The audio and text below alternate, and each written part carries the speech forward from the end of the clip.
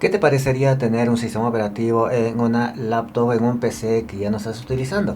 Como este, basado en Linux. Tendencia que están adoptando una gran cantidad de personas debido a las inmensas restricciones que está teniendo Microsoft con su Windows 11. ¿Cuál es este sistema operativo? ¿Qué es lo que puede hacer por ti? ¿Es fácil de instalar? ¿Es fácil de trabajar en el mismo? Te lo cuento a continuación.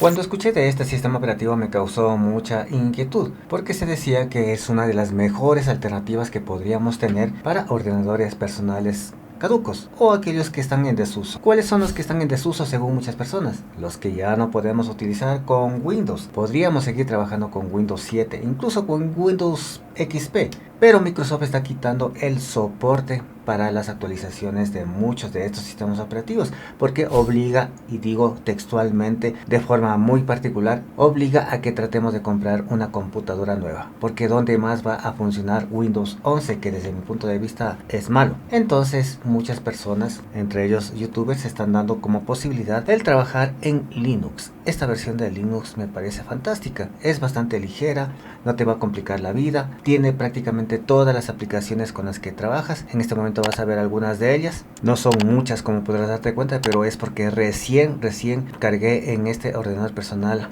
al sistema operativo. Aquí están todas las aplicaciones que puedes tener, marcar las favoritas, algunas las recientemente usadas, al muy estilo de lo que veíamos nosotros en Windows 10. Una aplicación de gráficos, una de internet. A propósito, cuando se inicia la primera vez este sistema operativo te pregunta con una ventana emergente si es que quieres asignar otro navegador de internet diferente. En este instante no tengo ningún navegador instalado, así que no podríamos llegar a probar eso hasta el próximo reinicio. Estoy trabajando con un pendrive USB en el modo lib USB, y por eso aquí aparece el botón de instalar. ¿Cómo se llama el sistema operativo? Pues lo puedes ver ahí, dice Peppermint, basado en Debian. Y para que veas qué es lo que tiene, vamos a hacer un pequeño reinicio en este momento. Te cuento que es la primera vez que veo a este sistema operativo, así que podría cometer yo uno que otro error en el camino. Le vamos a dar clic en un pequeño icono que está acá abajo, uno de los tres que aparecen un poquito opacos, este justamente, y me aparece esa ventana. Lo que voy a hacer simplemente es apagar para volverlo a encender. Este ordenador personal tiene Windows 11, así que te recomiendo tener mucha precaución a la hora de realizar cualquier tarea en el mismo, ya que podrías estar dañando al sistema operativo principal. Si vas a utilizarlo como lo vas a ver en este momento con el pendrive USB, no hay ningún problema, sigue los siguientes pasos nada más. Enciendo mi ordenador personal. En este caso yo tengo que presionar simplemente F9 para que me dé las opciones de arranque. Una vez aquí elijo mi pendrive USB, el Kingston. Te encontrarás con las diferentes opciones del group, del menú. Vamos a elegir la primera, el que dice Peppermint OS para AMD 64. Podrías haber seleccionado la segunda también. Y te cuento que es bastante rápido. En las pruebas que he estado haciendo yo no me he demorado prácticamente nada a la hora de trabajar con algunas cosas. Bueno, con las herramientas que vienen instaladas, pero principalmente con el reinicio. Toma en cuenta que estoy arrancando con el pendrive USB una versión lib. Si lo instalas ya en tu SSD, en alguna partición, en un segundo disco, esto va a volar, literalmente va a volar. Ya estamos aquí y como te había mencionado anteriormente, te va a aparecer siempre una pequeña ventana, bueno, algunas ventanas, tal y como podrás notar ahí. La primera es esta, en donde podrás ver alguna información sobre el sistema operativo, que selecciones algunos paquetes para instalar, por ejemplo los navegadores, y básicamente es información que te puede servir para complementar la instalación que tienes acá. Si ya no quieres seguir viendo esta pantalla al inicio, simplemente desactivas este selector y dices que se desactive en el inicio. Un pequeño problema que sí puedo notar yo es que a la hora de conectarse a la red se queda así, en una especie de bucle. Si le hago clic vas a ver que esa ventana cambia, se vuelve intermitente, pero sí está conectado, porque si prestas atención a la parte que dice Ethernet, que sería por acá arriba, te va a salir que sí está conectado. Y claro, lógicamente necesitas estar conectado para poder instalar alguna cosa. Digamos que hago clic en este botón, en el segundo, el que dice Sujetes, y vas a ver que tienes aquí algunos selectores que están desactivados. Esto es software que podrías utilizar en cualquier momento, como por ejemplo un visualizador de documentos, una herramienta tipo clave maestra, un reproductor multimedia y así. Acá están los diferentes navegadores que podrías llegar a utilizar, como por ejemplo Brave, que viene a ser uno de los más seguros según la comunidad, pero si estás acostumbrado a Google Chrome podrías elegir este basado en Chromium, lo cual Linux, Ubuntu y todos los desarrolladores siempre están en contra. No digo del Chromium, sino más bien de Google Chrome o de cualquier otro similar, que lo único que hace es hacerte un seguimiento. Aquí me dice que ingrese un password. Yo no definí ningún password en ningún momento, así que doy simplemente submit. Me equivoqué. Voy a activar el Chromium Browser. Activo el Chromium Browser. Digo submit porque no escribí ninguna clave y ahí queda. También podría decir lo mismo con Brave y queda.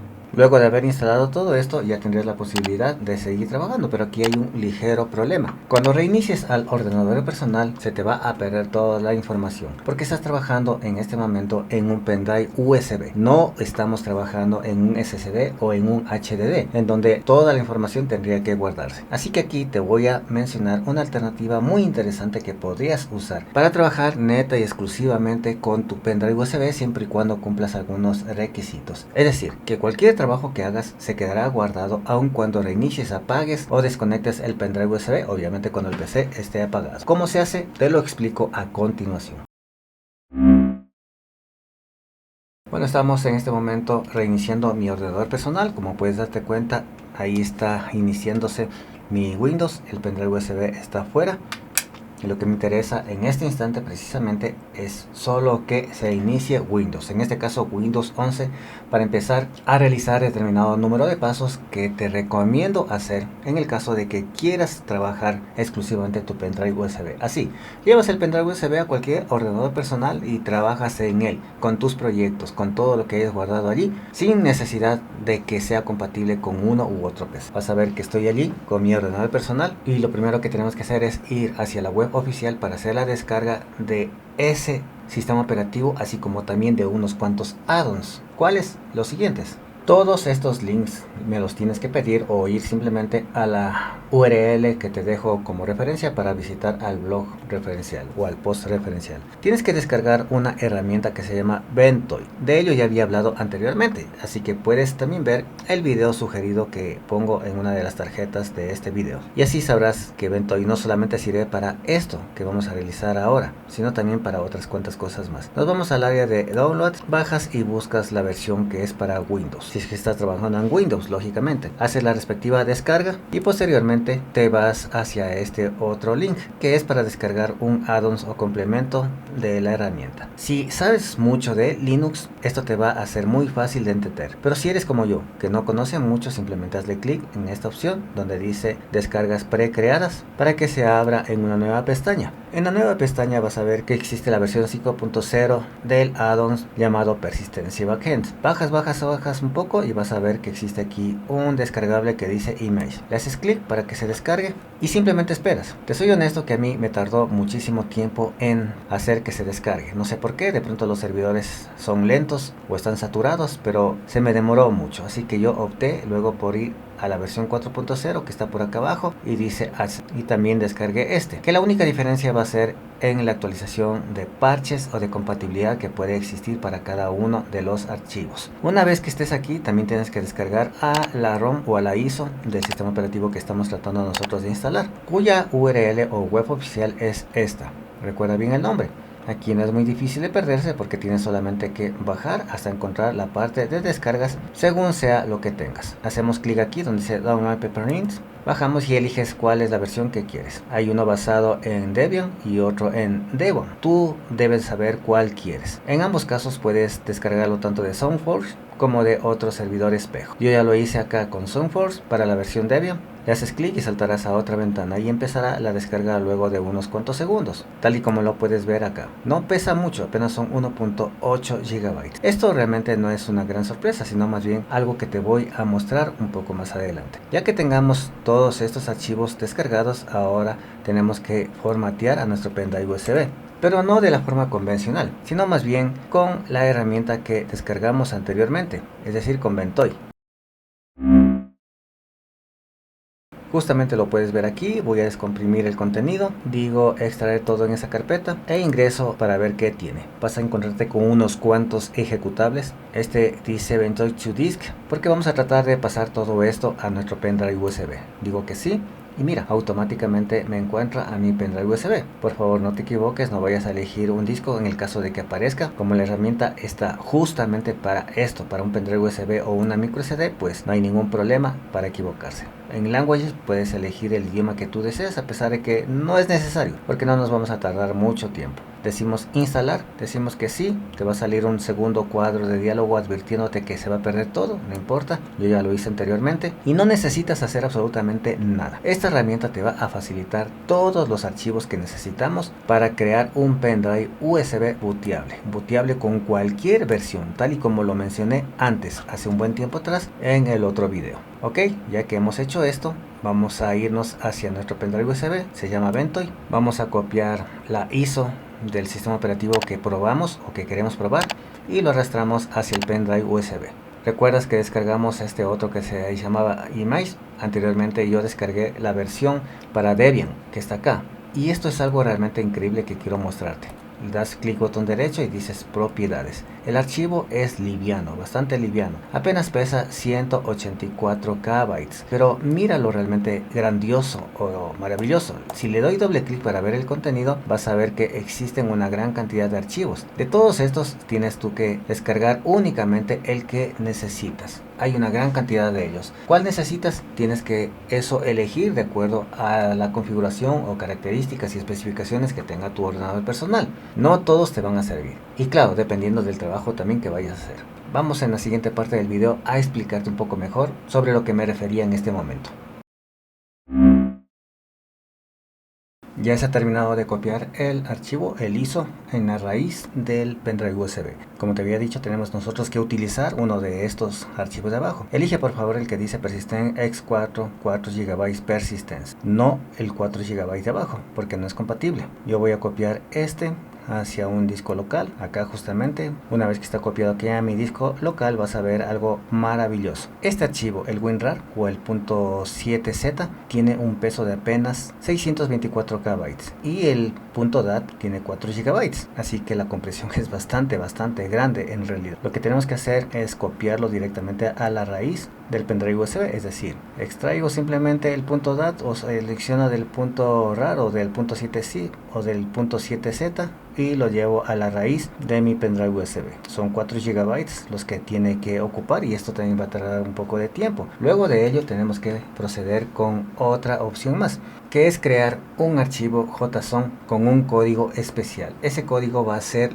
que aparezca una opción nueva en el group para que nosotros podamos mantener la persistencia de datos hasta 4 GB, lógicamente. Si eres un desarrollador experto, podrías modificar ese archivo .dat según explica la web oficial y ampliarle a un espacio mayor que tú puedas necesitar, qué sé yo, 8 GB, 10 GB o lo que tú quieras. Una vez que se haya terminado de copiar el archivo .dat, que también es pesadito, nosotros tenemos que realizar otra tarea, el código. Pero el código no va aquí en la raíz, sino más bien en una carpeta que también tenemos que crear en este momento. La carpeta se tiene que llamar Ventoy, es decir, el mismo nombre que tiene arriba el pendrive USB. Entramos y aquí creamos un nuevo documento de texto que también tiene que llamarse Ventoy. Lo abrimos y aquí pegamos este código, tal como lo ves allí. Pero los nombres tienen que ser iguales a los elementos que están acá. Así que yo lo que voy a hacer es seleccionar todo este nombre, lo pego con control C y me voy acá. Después de la barrita inclinada, selecciono y digo control V. Lo mismo hago con el persistence.dat, control C. Me voy acá al documento o al txt donde está el código, digo control V y guardo. Cierro. Pero ese archivito no tiene que estar como txt, tiene que estar como JSON. Así que le vamos a cambiar el nombre JSON. Enter. Me va a preguntar si estoy seguro, digo que sí. Que me cambie el nombre a JSON. Y esa es la estructura que debe tener nuestro pendrive con los elementos. Ahora solamente resta tener que apagar nuestro ordenador personal. Mira, allí está el pendrive USB, no lo he sacado todavía. Y cuando esté apagado por completo, lo volvemos a encender. Ahora yo voy a presionar F9 para que bootee desde mi pendrive USB. En algunos otros computadores puede ser F8, F2, F10. Y si no sabes, pues entra a la BIOS y ordena que tu pendrive USB sea el primer dispositivo de arranque. Como verás, allí está justamente, dice USB Kingston. Lo selecciono, me aparece esta ventana muy elegante. Selecciono el único elemento que está allí, que viene a ser el ISO. Si tienes más ISOs, como lo vimos en un video anterior, aparecerá listado allí. Yo elijo generalmente la opción que dice bootear con Group 2. Y como podrás darte cuenta, aparece este boot. Dice sin persistencia y con persistencia de 4 GB de espacio. Tenemos que seleccionar lógicamente el segundo. Le doy enter y de aquí ya solamente resta tener que esperar a todo. Me aparece este menú. Si no hubiésemos creado el JSON de hace un instante, saltaríamos directamente hacia esta ventana y no nos hubiese aparecido la opción de la persistencia. Lo demás ya lo viste al inicio y no es ningún secreto. Yo te recomendaría que trates de probar primero en el pendrive USB para que veas si te sirve o no te sirve, si guarda o no los datos, que sí lo va a hacer. Además de eso, sí vale la pena mencionar que necesitas trabajar con un puerto USB 3.0 igual que el pendrive USB, porque caso contrario podría tener un comportamiento demasiado lento todo el trabajo. Eso es todo, mis queridos amigos, espero que les haya gustado este video y muchas gracias por estar en el canal. Un abrazo y nos vemos en la próxima.